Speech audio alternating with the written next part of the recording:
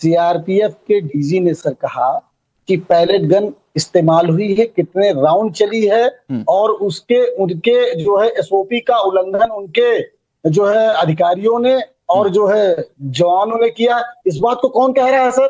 CRPF के DG. और वो किसके अंडर में आते हैं? अमित शाह के।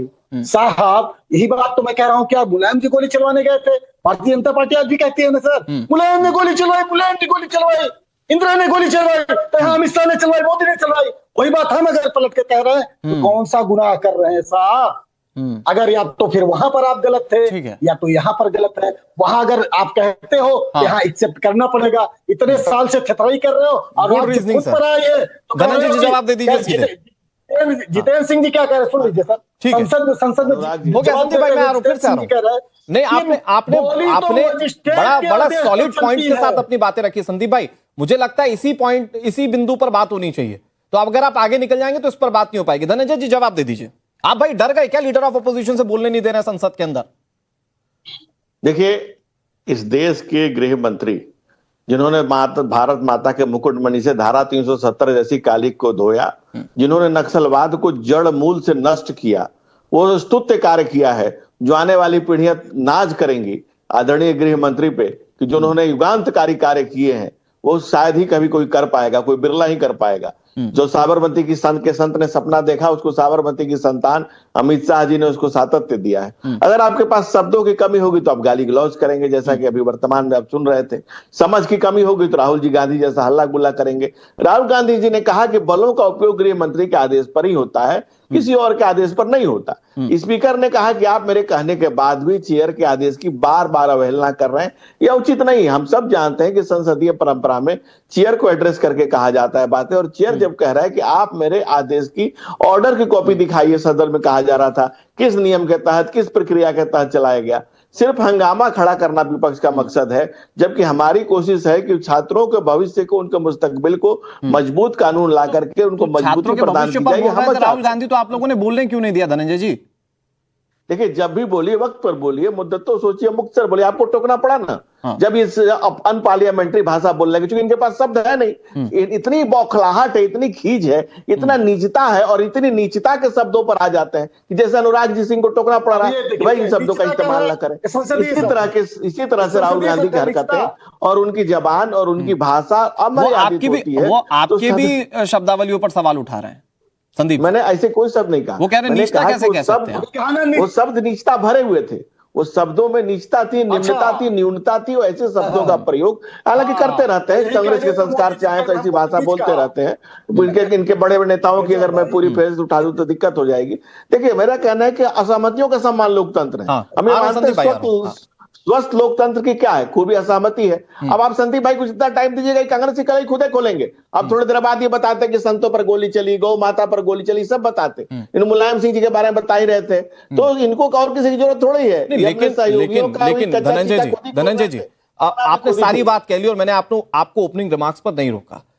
वो गृह मंत्री वाली बात पर कि गृह मंत्री को लेकर राहुल गांधी की जो संसद में टिप्पणी थी, वो अपने सराउंडिंग्स में एक पूरा बेस तैयार करते हैं और आप पर सवाल उठाते हैं कि भाई अंतर्गत में आती थी पूरी फोर्स, राम मंदिर वाला पूरा कनेक्शन जोड़ दिया उन्होंने। मुझे लगता है उस पर देश की जनता को और कांग्रेस पार्टी को आपको जवाब देना चाहिए धनंजय भाई। नहीं, देखिए, अगर वो अपनी बात को मर्यादित ढंग से रखें तो जिन्होंने सवाल किया है, देखिए हम लोग राहुल गांधी जी पहले कहते हैं कि सदन में बोलने नहीं दिया जाता है। जब आदरणीय अमित शाह जी ने पिछली बार उनका सारा डाटा दे दिया कि उनके पास कम समय होते हुए हमने ज्यादा समय देते हैं, ज्यादा बोलने का समय देते हैं। लगातार उनके बोलने पर भी रिजिजू ने कहा कि लगातार कहा जा रहा है कि भाई आप बात को रखिए, लेकिन उनका कहना है कि भाई दो ही बातें हो सकती हैं, भाई तीसरी बातें भी हो सकती हैं, इसी तरह भी बातें हो सकती हैं। जो राष्ट्र की सुरक्षा का मुद्दा हो, इंटरनल सिक्योरिटी का मामला हो, गृह मंत्री के पास बहुत से इंटेल रहते हैं, बहुत सी इनपुट रहती है, और जो सब प्रदर्शन हो रहा है, हंगामा खड़ा हो रहा है, तो जो स्थानीय प्रशासनिक अधिकारी वहां पे होंगे वो अपने विवेक से, उनके निरक्षर विवेक और संविधान से प्रदत्त शक्तियां हैं। जो वहां पर एडमिनिस्ट्रेटिव अफसर होते हैं, जो तमाम पदाधिकारी होते हैं, और ये संविधान और मैं जितना अपनी नॉलेज रखता हूं। ठीक है धनंजय जी, मैं आ रहा हूं आपके पास। संदीप भाई मैं आपके पास आ रहा हूं, मुझे अशोक यादव जी के पास जाना है। मैं जितना संदीप भाई थोड़ा सा वेट कर लीजिए, आप समाजवादी पार्टी का सुन लेते हैं एक बार, फिर मैं आपके पास आ रहा हूं। बस एक छोटी सी चीज कहना चाह रहा हूं कि जितनी जानकारी मेरे पास है, आपातकाल की स्थिति में कई बार फोर्सेस अपने स्वविवेक से कार्रवाइयों को अंजाम देती हैं, और फिर कई नेता कांग्रेस पार्टी के जिनके ऊपर आरोप लगे, गबन घोटाले, तो क्या कांग्रेस का आलाकमानी सबके लिए दोषी है क्या? मतलब ठीक है कि आप अब बिंदुवार समझना पड़ेगा और आपको तथ्यों पर बात करनी पड़ेगी। संदीप भाई इस पर जवाब दे दीजिएगा, मुझे पता है कि आपको जवाब देना है।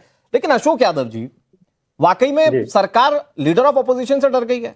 अगर आप हां कहेंगे तो आपको इस बात का भी जवाब देना होगा, तो प्रियंका गांधी को पूरा क्यों बोलने दिया गया? भाई समाजवादी पार्टी के अध्यक्ष अखिलेश यादव को पूरा बोलने दिया गया ना, संसद की कार्यवाही चली, विपक्ष के दूसरे नेता बोले, अकेले राहुल गांधी को ही लेकर क्यों कहा गया कि यह संसदीय भाषा का इस्तेमाल कर रहे हैं या वो टॉपिक से इधर उधर बात कर रहे हैं?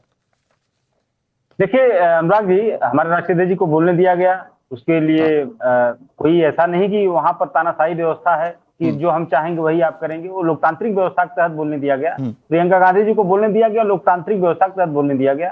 और राहुल गांधी जी को नहीं बोलने दिया गया, यह अलोकतांत्रिक प्रक्रिया के तहत नहीं बोलने दिया गया। देखिए वो राहुल गांधी नियम होते हैं से मतलब बीजेपी की। बिल्कुल बिल्कुल, देखिए इस तरह की चीजें हैं कि अगर नेता प्रतिपक्ष, मुझे लगता है कि प्रधानमंत्री के बाद दूसरे नंबर पर नेता प्रतिपक्ष का चेयर होता है, और उस कंडीशन में अगर राहुल गांधी जी को वहां पर नहीं बोलने दिया जा रहा है तो कहीं न कहीं ये घोर अलोकतांत्रिक प्रणाली को दर्शाता है। विश्व बिरादरी में हमारी संसद का भी अपमान होता है। नहीं, लेकिन अशोक जी देखिए, क्योंकि आप सत्ता और विपक्ष उसमें अगर मैं आपको देखूं तो आप बिट न्यूट्रल होंगे। मेरे कहने का यह मतलब है कि अगर असंसदीय भाषा का इस्तेमाल किया गया और या फिर ऐसी चीजें जो ऑफ द टॉपिक थी, और या फिर सीधे तौर पर गृह मंत्री को मतलब एक तरीके से आप किलर बताने की कोशिश कर रहे हैं, तो आपको लगता है कि कोई सत्ता पक्ष का व्यक्ति सुन लेगा और इसको चलने देगा बिना ऑथेंटिसिटी के? इतने बड़े आरोप आपको लगता है कि संसदीय कार्यवाही के दौरान इस्तेमाल होना चाहिए, वो भी लीडर ऑफ अपोजिशन की तरफ से?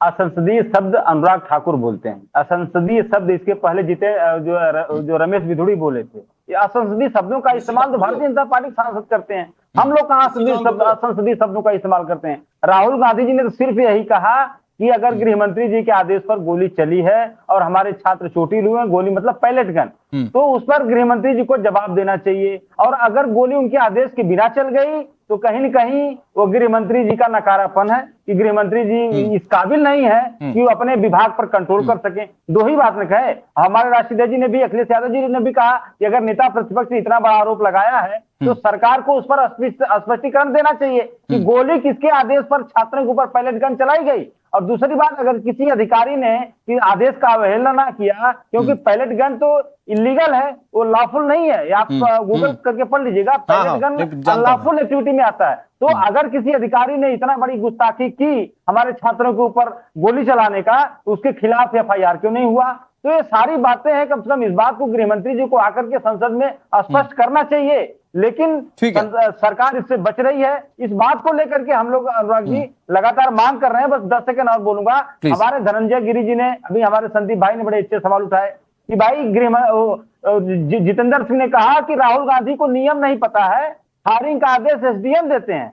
अब बताइए, नियम हमें लगता है जितेंद्र सिंह जी को कम से कम अपने भाजपाई मित्रों को बता देना चाहिए, जो 24 घंटा सातों दिन नेताजी को या इंदिरा गांधी जी को लगातार कहते रहते हैं गोली चलाने का आदेश दे दिया। तो ये एक तरह से या तो ये झूठ बोलते हैं, या तो अज्ञानी है, या तो ये जो है इस तरह का चीट करते हैं। झूठ नहीं बल्कि चीट करते हैं, लोग जनता को चीट करते हैं, बरगलाते हैं कि कहीं SDM आदेश देता है तो कहीं नेता देता है आदेश। तो देखिए क्या है कि क्लियरिटी होना चाहिए। देखिए क्या है, आपके फेवर वाली बात थी वो संदीप भाई पहले ही कह चुके हैं, लेकिन फिर भी वो जब गोलियां चली थी तो मुलायम सिंह यादव कैसे क्वेश्चनेबल थे उस वक्त, कैसे उनको काउंटर किया गया था, ये हम सब जानते हैं। धनंजय गिरी ने भी हाथ उठा लिया और संदीप त्रिपाठी जी ने भी। मैं आप दोनों के पास आऊं, एक ट्वीट दिखा देता हूं, राहुल गांधी का ट्वीट है, वो जरा प्लीज स्क्रीन पर रखिएगा। राहुल गांधी अब से कुछ ही देर में प्रेस कॉन्फ्रेंस करने वाले हैं।